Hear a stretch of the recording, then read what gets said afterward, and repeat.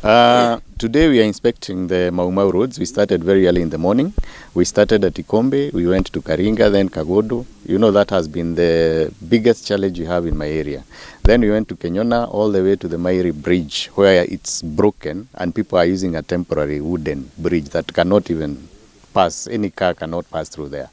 And we had a meeting with the Director General of Kenya, and we agreed that we'd come today with the engineers and all the contractors, and they are all here to at least inspect the road and see how bad it is. We've been asking about the completion of this road for the last 2 years, and nothing seems to be happening.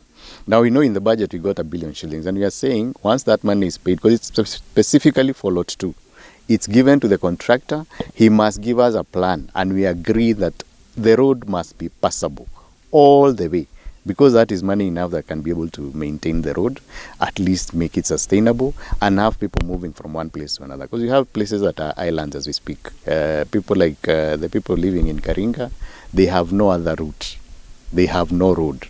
And it's totally unfair to have them do that. We are going around Maumau with Kenya. We agreed we have to go and see the status of the road, because we as the leaders, we have never had peace since we were elected. The residents are calling us daily because the thing cannot be able to be corrected. The roads are bad, farmers are suffering, and we have been promised that in the budget there is 1 billion. But one thing I want to say, that 1 billion in the budget is not enough. We need that 1 billion to be at Kenya, the institution that is implementing this project. Because without having a promise that there is 1 billion, and yet the contractor is still is not in sight, it doesn't make any sense telling our people that we have 1 billion. The most important thing is the commitment of the government on this road, Maumau Road. We want to say that for us, we have not asked for anything else. We have just been calling upon the government, first of all, work on Maumau. Then we'll give you the other priorities.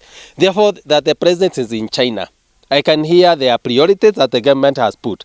Maybe Maumau is one of the priorities only that has not been mentioned. But we want, when the president comes here, and we work on supplementary on the funds that he will get, that Maumau will be one of the priorities. Because it will be not sensible when we start new projects, and yet we have Maumau here, which was led by the previous government, an important road, which is in a very economic area where we get tea and whatever, which is support the government, and yet we are going out to start another issues to do with SGR. We cannot be comfortable as the residents of Kangema and Kegumo when we hear that the priorities of government are now on other issues which have not started. Our priority as Kangema MP and Kangema residents is on Maumau. And I know that's what is it in Kegumo. First of all, they finish on this project because these roads were well maintained by farmers. But farmers now are suffering when the government came in and did all the other works and left the roads in the status they are in. Na nitote nikite muno ndodo wa farafara cia Maumau. Na ndengulika hete president yokite guku. Okitara mununga.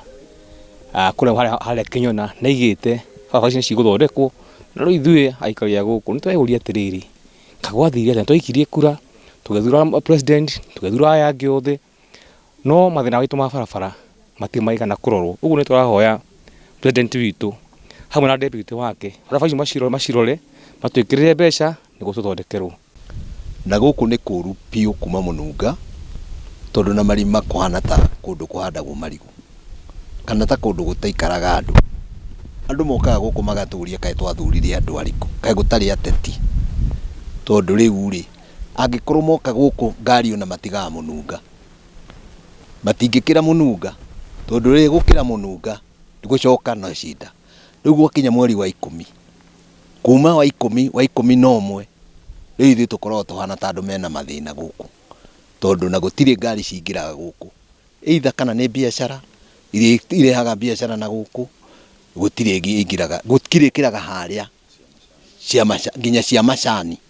riu guku itindaga na matinga igikuo ne matinga ihoya ritu ni tuthondekerwo njira ino na rikorwo ona ya kinya tuone ne yagikirwo haha igikinya ici ikione andu more na ni tukoretwo tugithinika muno ni barabara ino kwanza ya Maumau Road nĩ koretwo na thĩna mũingĩ. Ta rĩu ũguo twĩ msimu wa gathano, gaka gakoragwo ge gũkũ biũ, na he mahinda tũtakĩraga bara-inĩ ici nĩ ũrĩa ikoragwo na matoro na marima na ngari itihotaga gũthiĩ.